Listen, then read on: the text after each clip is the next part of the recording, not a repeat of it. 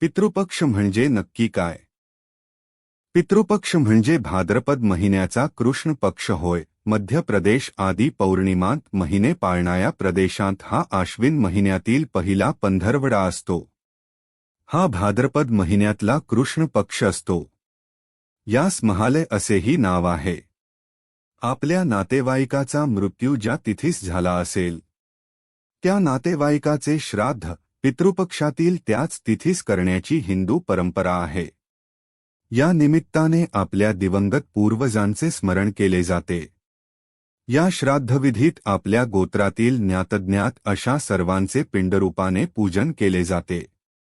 या पक्षात यमलोकातून पितर म्हणजे आपले मृत पूर्वज आपल्या कुटुंबियांच्या घरी वास्तव्य करण्यासाठी येतात. अशी समजूत असल्याने हा पक्ष पंधरवडा अशा पितृकार्याला योग्य समजला जातो. भाद्रपद पौर्णिमेपासून अमावास्येपर्यंत रोज महालय श्राद्ध करावे असे शास्त्रवचन आहे.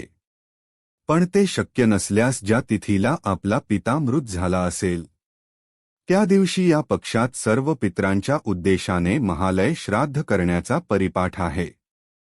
पितृपक्षात आपल्या दिवंगत पूर्वजांचे स्मरण करणे विहित असल्याने अन्य शुभ कार्ये वा उत्सव या काळात करण्याचा संकेत हिंदू धर्मशास्त्रात रूढ आहे.